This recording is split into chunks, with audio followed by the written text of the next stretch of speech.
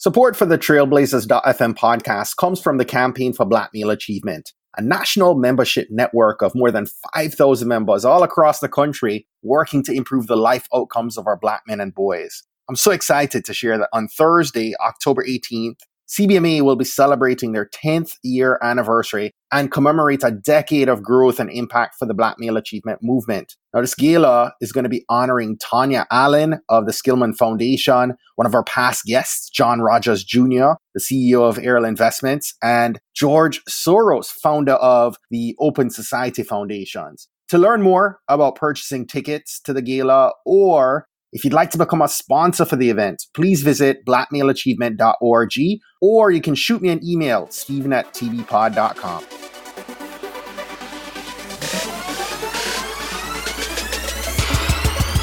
You're listening to the Trailblazers podcast, where we will explore the stories of successful Black professionals. Join us as we highlight the knowledge, resources, and tools of these accomplished trailblazers to help provide the know-how, confidence, and motivation you need to blaze your trail.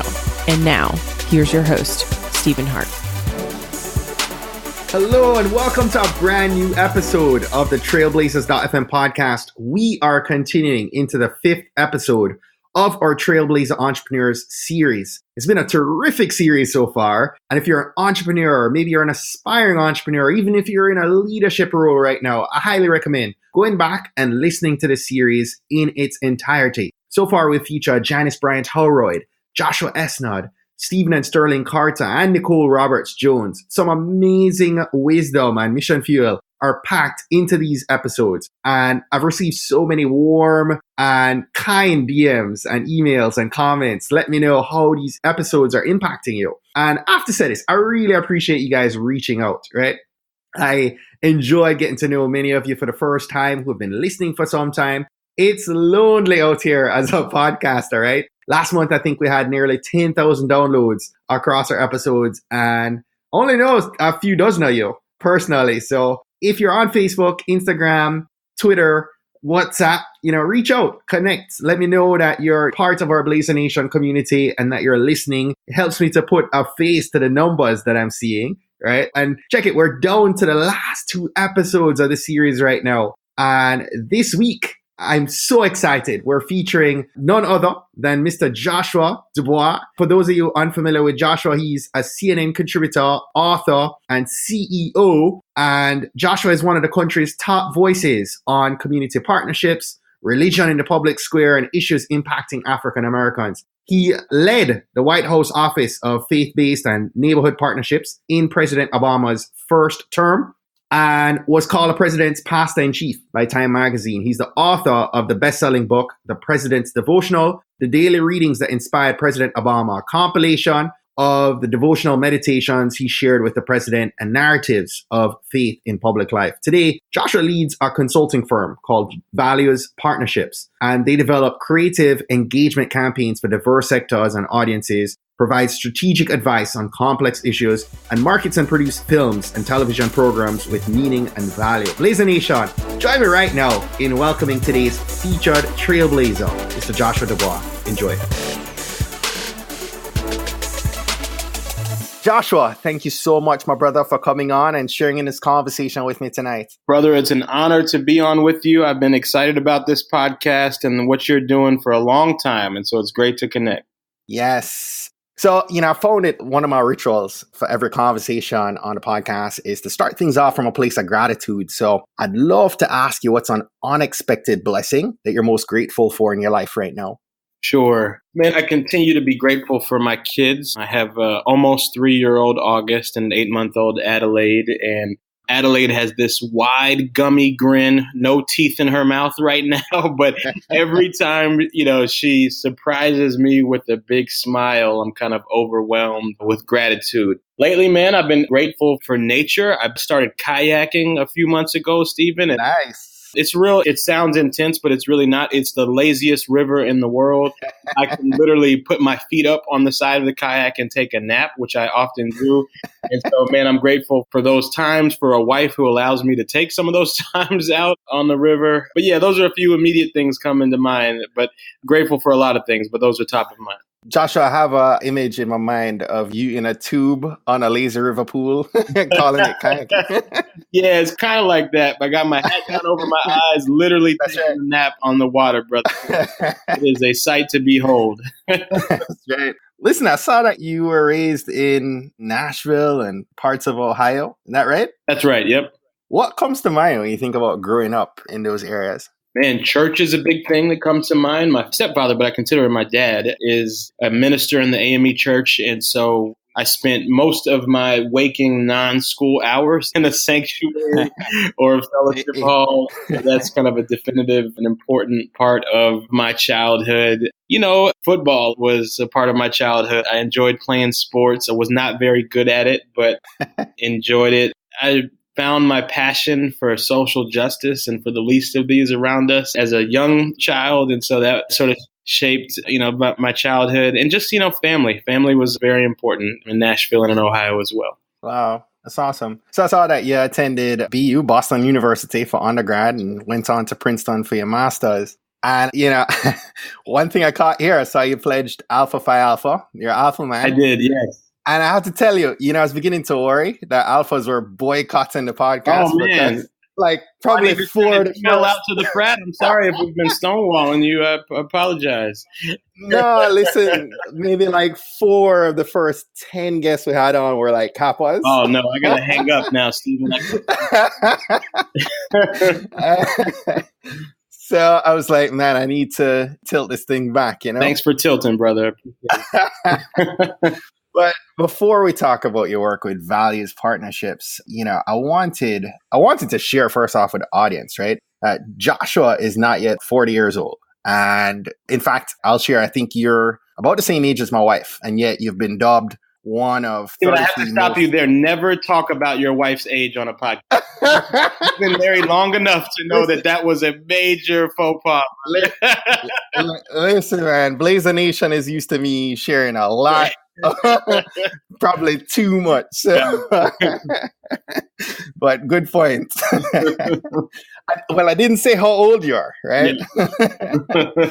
But you've been dubbed one of the 33 most influential Christian leaders, and The Root and Ebony magazine named Joshua among their lists of the most influential African Americans in the country, which is pretty mind-boggling, but truly amazing. And so I lift my hat to you on those accolades. But I wanted to ask your thoughts on what's helped you to become successful, right? Despite being, a super smart brother, I'm sure you had to deal with the challenges of being young, Black, and a Christian man in these political streets. Yeah.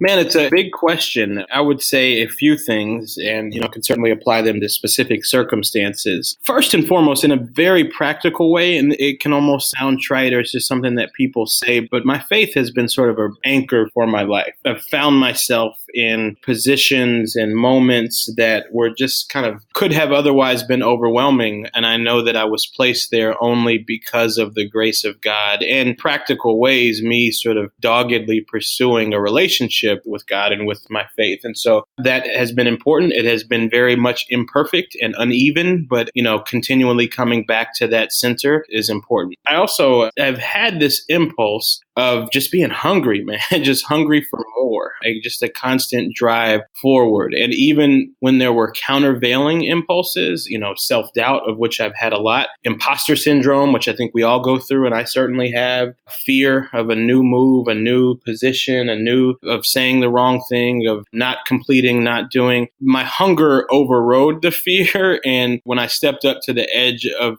various cliffs, my impulse, even with the fear that was certainly there, was to jump and just trust that the heavens would open up and that, somehow I would soar. And so I think it's, that impulse to just go and to do has been helpful all along. And, some good mentors along the way as well. But yeah, those are a few things that I think have helped out. Most importantly, just grace, faith, and a spirit that in the face of an obstacle, in the face of tremendous doubt and worry, just said, let's leap out there and see what happens. I love that you shared that, because I was thinking to myself, in spite of all the success, how you managed to stay so grounded. And of course, but God, which is awesome. And, of course, I've read about you being dubbed a pastor-in-chief and leading the White House faith-based initiative during Obama's first term. You're only 26 years old and you served the president for years before that as well. And, just trying to think how you cultivated this mindset that allowed you to dream big and live out those dreams at such a young age, right? Was that the hunger that kind of drove that mindset?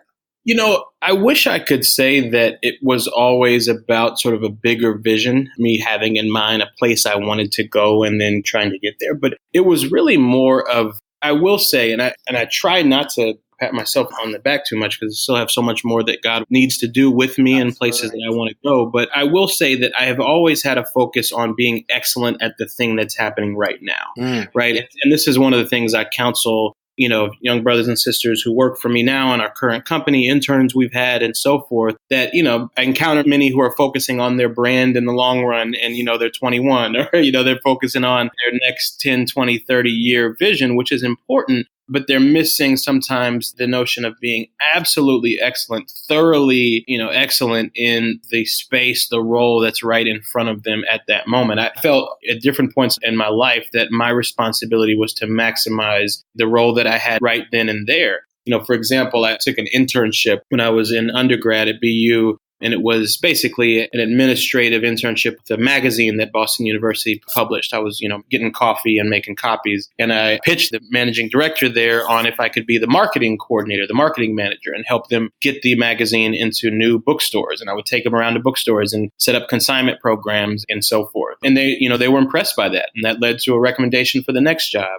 When I started working for then Senator Obama before he was president, before he ran for president, I was a legislative correspondent, which meant I wrote letters, constituent letters to people that wrote him. And one day he decided he wanted to give a speech about his faith. And he asked if anyone was around that, was interested in faith and politics and could help him with that speech. And I raised my hand and leaned in and sort of helped him there. And so it really is, I think the helpful thing for me has been not actually looking too far beyond my current position, trusting God for that long view, but really maximizing whatever's in front of me right now. I love that, man. I love that. I've been thinking on this mantra right now about execution over excuses. And trying to process just that, execute what you need to execute right now and not live in the excuses of why you can't. But absolute excellence right now is a really good one that I'll add to the arsenal. So you've now reinvented yourself and it's led to you creating values partnerships. And I'd love for you to maybe share a little bit about what the organization is about and why you were inspired to start this project when you did. Sure. So I worked for first Senator and then President Obama for a number of years on his Senate office and his campaign. I led his faith-based sort of mobilizing in 2008 and then worked in the White House leading his faith-based initiative and then did that for the whole first term. And when we turned the corner and got reelected and moved into the second term, just felt a calling from God to do something different. And so I did a few things. I wrote a book with the President's blessing called The President's Devotional, a book of devotionals based on the ones that I send him every morning, and got married and started a family. And then, the other piece was I started a company. I had worked in the public sector, worked in the nonprofit sector, but wanted to prove to myself that I could build out a significant company in the private sector that meets real needs. And so that's what Values Partnerships is. We're a social impact consulting firm, and we do three big things. First, we produce and promote films and TV shows that have a social impact, that have an impact on the people that watch them. And so we're the lead agency for communities of color for A&E networks. So that's A&E History Channel, Lifetime, FYI. We do a lot of work with HBO, with the Oprah Winfrey Network, Paramount Pictures, and others. And whenever they have a project that connects to communities of color or communities of faith, they hire us to sort of build a big promotional and marketing and outreach campaign that gets viewers invested in the project. So we led the marketing and publicity campaigns for films like Fences, for Selma with Ava DuVernay and Oprah Winfrey. We built the campaign for the remake of Roots on the History Channel. And increasingly, of late, we've started producing our own projects. And so my wife and I were executive producers of a documentary on President Obama's legacy called The 44th President in His Own Words that aired on the History Channel around the time that President Obama was leaving office. And we're honored that it actually won NAACP Image Award for Best Documentary. And so that's the first thing we do for Values Partnerships. We produce and promote films and TV shows that have a social impact. Second thing we do is we advise a range of clients on tough issues related to race and religion. So, for example, we work with Thomas Jefferson's Monticello, Jefferson's presidential home in Charlottesville, Virginia. Jefferson was obviously one of our most important founding fathers, but he also owned people. He owned slaves. And Monticello wanted to figure out how they could not run away from this history, but in fact face it head on. And they hired us 3 years ago, and we've been on an important and enriching journey to help them bring the legacy of slavery to the forefront in that space. That culminated in some ways a few weeks ago with the opening of a room and an exhibit at Monticello dedicated to Sally Hemings, the enslaved woman with whom Jefferson had children. And so it's been an amazing journey working with them and kind of really helping to shape history in that way. We're honored to do that. We work with companies like Google. We help them partner with churches around the country to close the digital divide. And just a range of clients that, are facing challenges or have big questions that they need to resolve at the intersection of race and sometimes religion as well. We help them do that. And then the third thing, which is completely separate, is we're actually launching a tech company called Gauge. It's mobile focus groups with influencers and experts. We realized in our growing client work that our clients, all the folks I just mentioned and others, needed quick feedback from the right people. They were doing just focus groups in person, but they weren't always reaching the right people. And so we push questions and content out to curated communities of smart, influential people, compensate them for sharing their responses, and get really great feedback back to our clients. And so Gauge is working with branded companies like NBC Universal and A&E and others. So we're building out basically a tech platform called Gauge. So those are the three kind of different but somewhat connected things: production and promotion, advisory services, and a new tech company called Gauge. Joshua, my jaw is on the ground right now, brethren. Listen, man. Listen, guys, all this while you got an 8-month-old and a 3-year-old? Yeah, brother. And hey, listen, I try to wrap it up early so I can see these babies before sunset too. Oh my gosh, brother. I feel like I'm wasting my life right now. No, not at all. Listen, what at the core of this, right? Like, what's the mission? What's driving you? Like, what's your vision that you see 30 years out from now? Yeah, I believe there's tremendous untapped wisdom in communities, in everyday people. And I believe in closing the gap between brands, organizations, institutions, and the communities that have all the knowledge, right? And so we work to help our clients connect with these communities and build great things.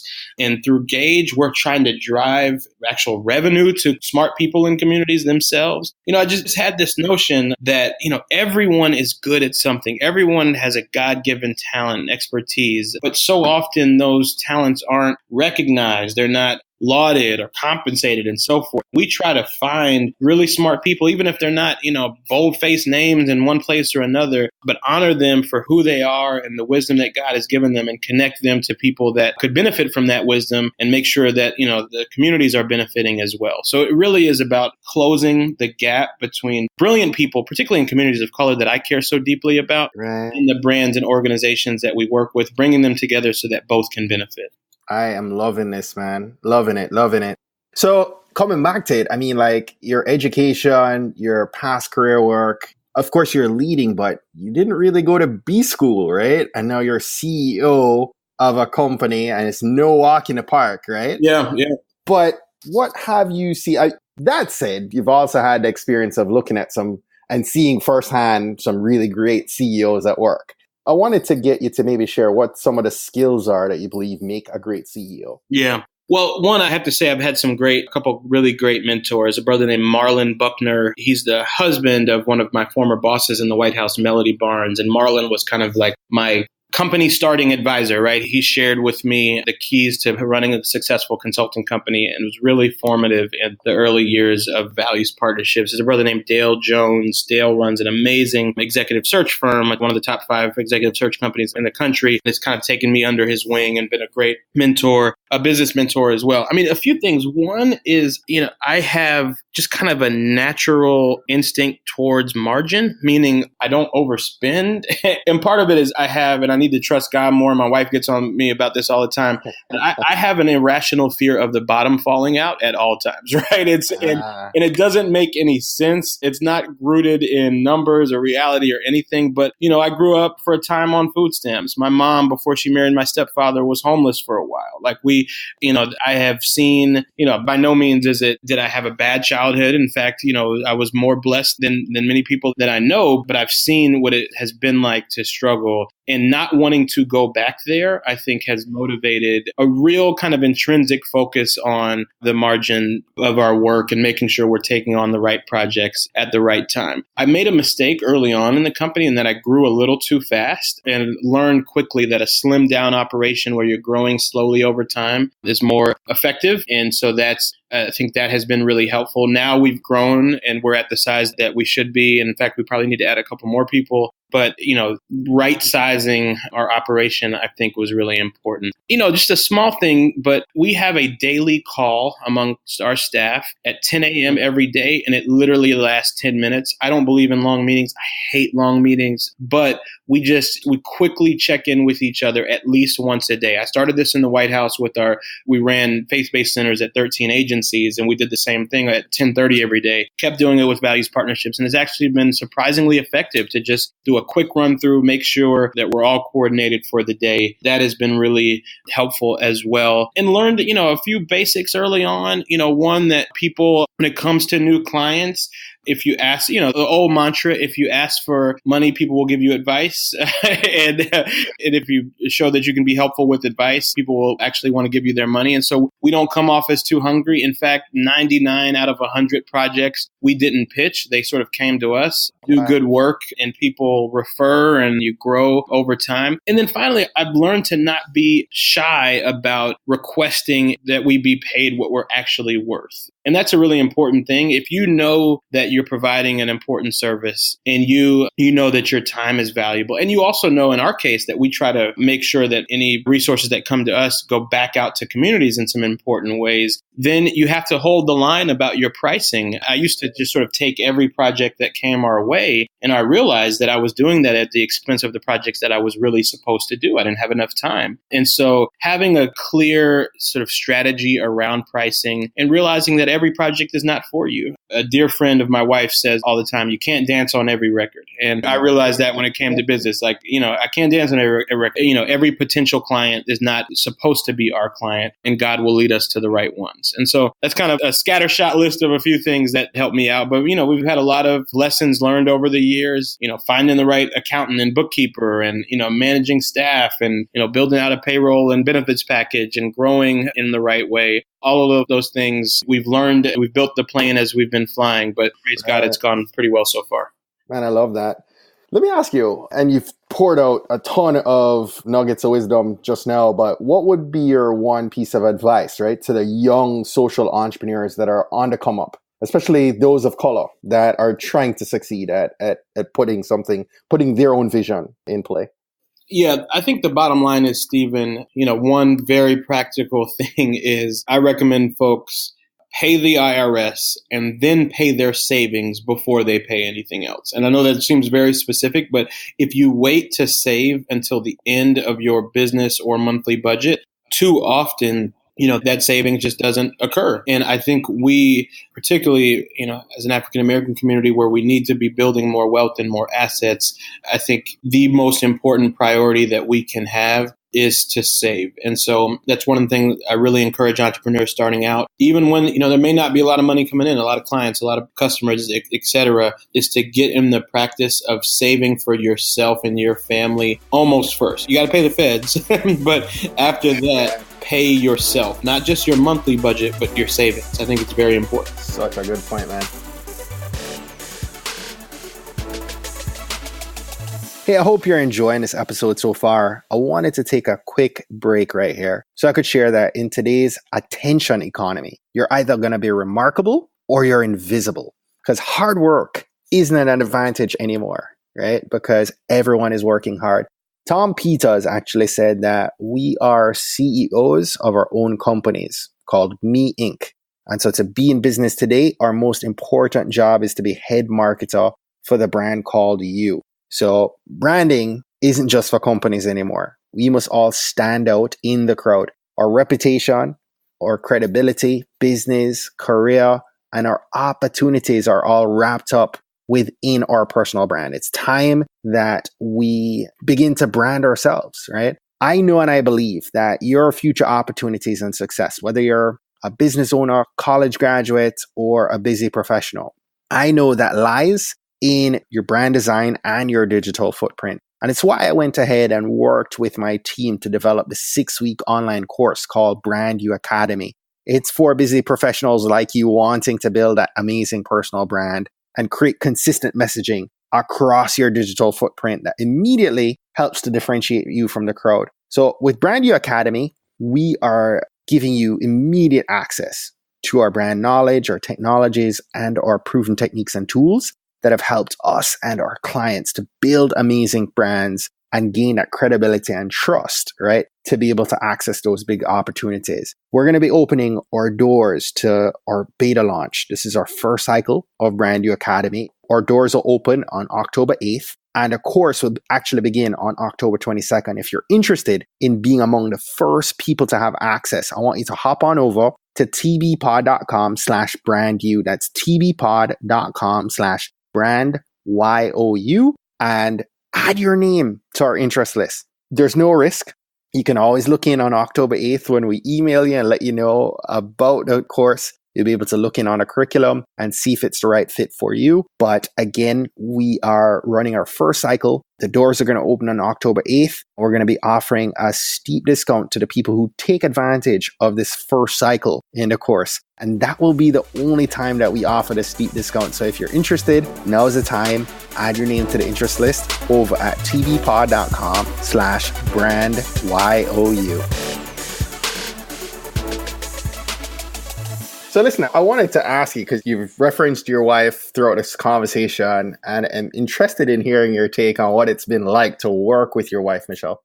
Yeah, Michelle is amazing. I would probably be sitting on the side of a road somewhere with my head in my hands, wondering what this life is all about if it wasn't for Michelle Dubois. She's the smartest and most savvy person that I know. She serves as president of Values Partnerships. And what that means functionally is that she's pretty much our chief strategy officer. And so in the course of a day, I may call Michelle to ask where we should price a particular client or how to resolve an issue that a customer is having. We'll talk through our staffing and make sure that we're motivating our team in the right way. She just, I'm sort of the executor and she's sort of the brains of the operation. I think what makes it work practically is, quite frankly, we have two separate offices that aren't right next to each other.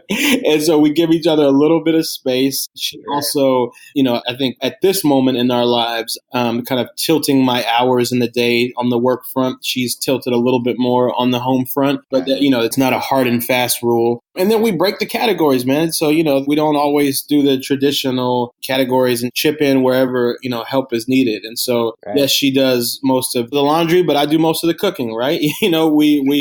I'm not super handy around the house. And so she's the one that manages a lot of, if we need somebody to come in and do some work here, she'll take the lead on making sure that happens. And so I'm not the only one. Yeah. So, part of it is not being so stuck in the way that, folks have always done things that you don't do what's right for you. And that's been a really helpful thing. So I wanted to ask your thoughts here. You shared so much that you're doing in business. And I mean, the scope of all that you're involved in is much broader than I thought. But what are you learning about yourself from the process of growing the business while raising your son and daughter? Yeah, I've learned that I really prioritize time at home and away from business. Meaning I love the work that I do. And this is not at all to denigrate it. I feel very blessed to own a company that's doing well and starting another, tech company and so forth. But I know that 10, 15 years from now, maybe less than that, when my kids are in middle school and high school, I want that tilt in my life to be more toward home. And that's very clear about just who I am. And I've learned that, just since having children. And that means that I've got to work towards that, right? I've got to, if God blesses us in the direction of being successful enough that I can pull back, that's something that will take some intentionality and planning. I don't know if that means I'll be a house husband by the time, my kids are in middle school, but I wouldn't mind it if, we were so successful that it allowed us to have that type of flexibility. So that's one thing, I've learned about myself. I'm also really interested in continuing to learn what I don't know and being very clear about that. I've realized, for example, I am not the best delegator. I don't know if it's a micromanager, but, when you're in a relatively small consulting company, ultimately you're responsible for many things. And I've had to learn, how to trust my team more, let go of the reins, and just, how to just completely step back. For example, I've learned that I cannot be on a conference call and not run the conference call. So if I don't want to run it, then I just should not be on it at all. And so I've stopped. I've let my team just do calls without me because, my natural instinct, I don't know that I have a ton of skills, but one of them is I think I run a pretty good call. And so when I'm on it, I need to run it. And if I shouldn't run it, then I shouldn't be on it. And so I've learned to let go, let other people run calls, and I don't need to be in the mix. So basically, learning my own nuances, and some might even call them quirks, and managing around them and bringing in the type of people who can smooth out the rough spots. Right. Coming back to the dad piece for a second, what's your advice to the other entrepreneur dads out there? My advice for entrepreneur dads, one is be aware that there are going to be some times where your heart is going to break because you have to go to work and you'd rather be at home. And think about the ways that you're going to explain that to your kids in advance. And cultivate the type of relationship with your partner where they are affirming those messages, right? And where, you all are on the same page about what you're telling your kids about your own absence, right? And so, I'm thankful that my wife does not make me feel guilty when she knows I have to work. And I think having that type of dialogue and relationship where you're on the same page and your kids know that even when daddy's not home, he's doing something that's important for the family, I think is really important. And so, that's one thing. Two is, again, I go back to save first. Even, I don't care if it's $10 or 1,000 or 10,000, make sure that you are putting something away every month for your fam that's beyond your monthly budget and beyond, your balance sheet for your business. That would be another pretty significant one. And I can't keep going without saying, I got all these plans and ideas and so forth, but I start every morning in prayer, man. Meaning I really seek God's face about what he would have me do for an individual day. I listen for the prompting of the Holy Spirit for, where I should go and where I should not go. I really try to spend time in the Word. I have a great accountability partner for the many times, thousands of times that I fall short, who sort of holds me accountable. And so, that is, you can do all the tactics and tricks and so forth, but most importantly are the moments that I spend first thing in the morning getting in front of, the God of the universe and seeking direction. And then, last thing I would say is finding some quiet time and quiet space. You'd be surprised at how much can get done between 5 and 7 a.m. That's the time when I'm usually out on the water, kayaking, and whatever your thing is,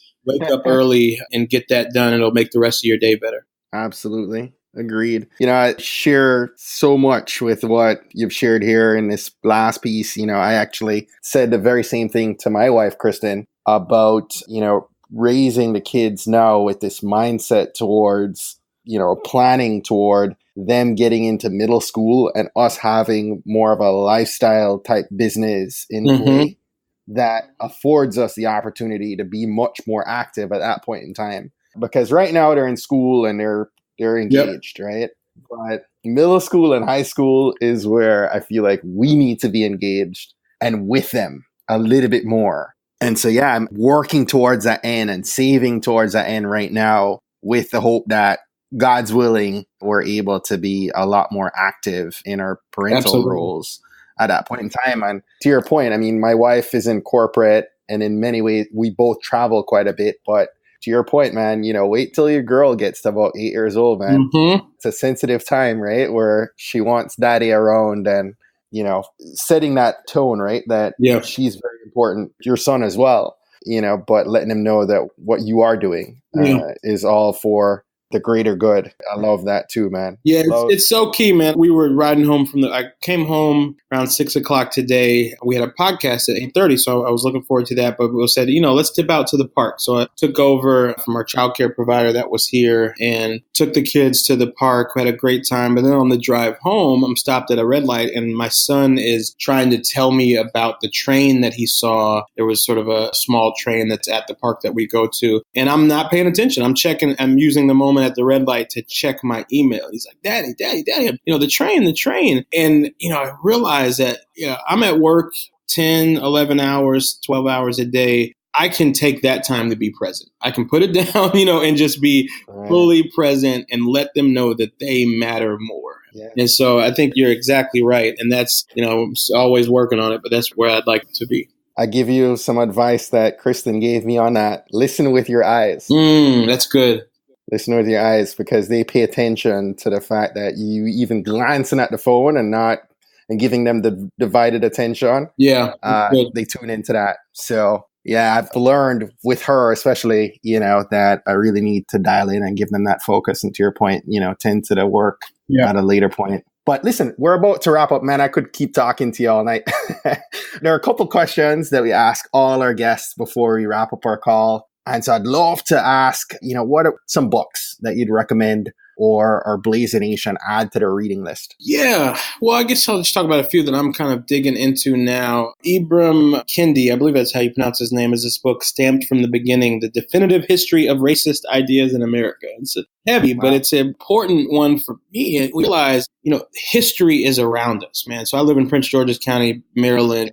And I'm a history buff, and I read and collect a lot. And one of the things I'm going to show my son when he gets old enough to understand it is I have a newspaper of a slave auction that occurred in PG County about 10 minutes from where our house is right now. So this is a predominantly African-American county right outside of Washington, D.C., but human beings were bought and sold as animals around us and around where we live and, in comfort right now. And I think that's just one small example of how pervasive, what we have gone through as a people in this country is as a part of our daily lives. It's not limiting. Like I said, worked in the White House, running a successful company now, and so have been blessed through God's grace. But that doesn't mean that, one, that there aren't folks for whom this history has overwhelmed them even now. And two, it doesn't mean that it does not matter and impact our lives. And so this book, Stamped from the Beginning, The Definitive History of Racist Ideas in America, sort of catalogs kind of where racist notions came from in this country and has been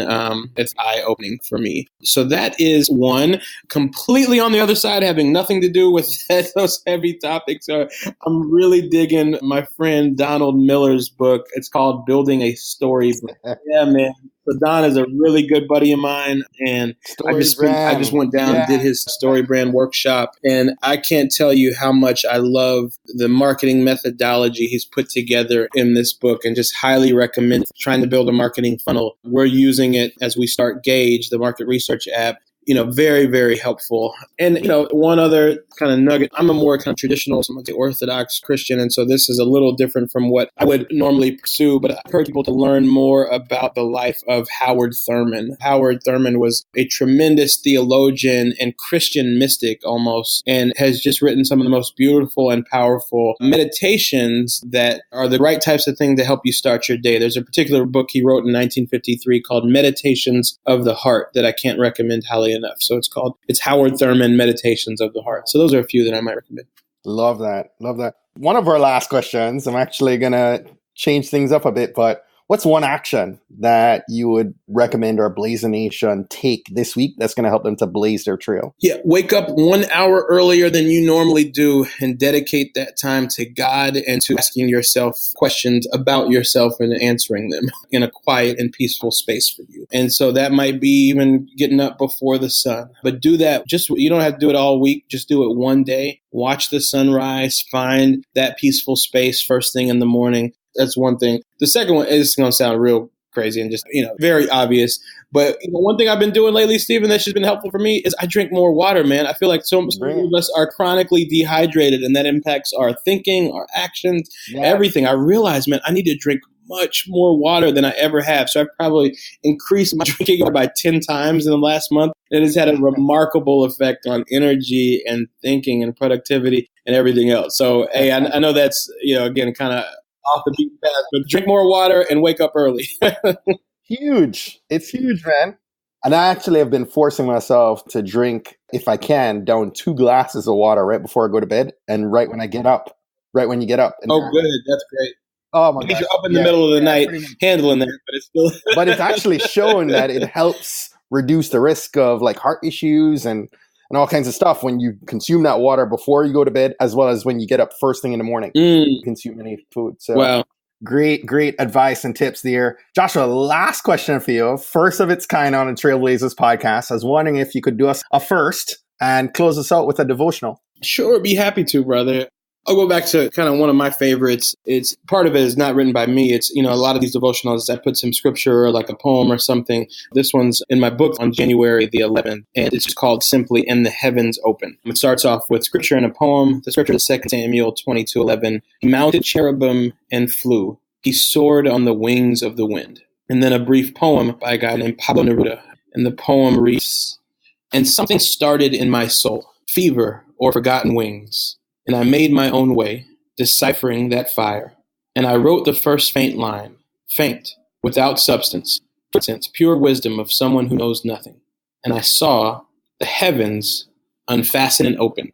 And then here's my concluding thought. Isn't that what faith is? Walking right up to the edge of our present circumstance, closing our eyes, seeing the bright red sparks of possibility dance beneath our lids, feeling the warm embrace of a God who wants ever greater and greater and greater things for us, whispering a silent prayer, and then we leap, and the heavens open.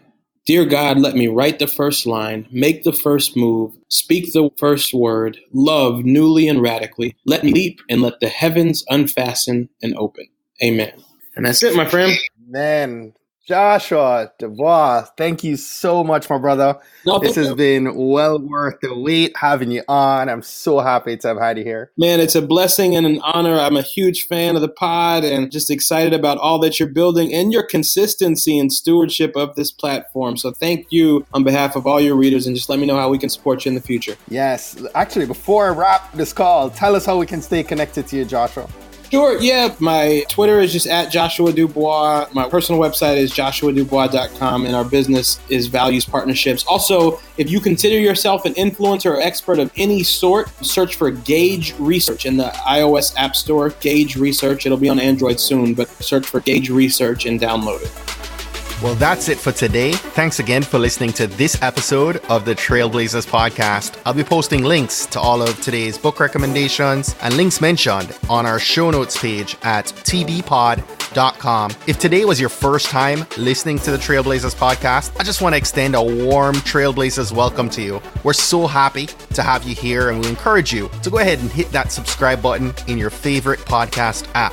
Go ahead and browse through some of our past episodes to keep the knowledge flowing. If you're a fan of the podcast and today's content, and you're maybe already subscribed to the podcast, please continue to share and invite your friends, your family, your colleagues to listen to an episode that you think might impact them most. We believe that someone listening to these inspiring stories will be moved to make significant changes that will have generational impact for many others, both now and well into the future. Don't miss next week's episode. New episodes are released each and every Monday by about 5 a.m. Eastern. Trailblazers, jump off this podcast today. Go find a way to rise above, go way beyond, and keep blazing your trail.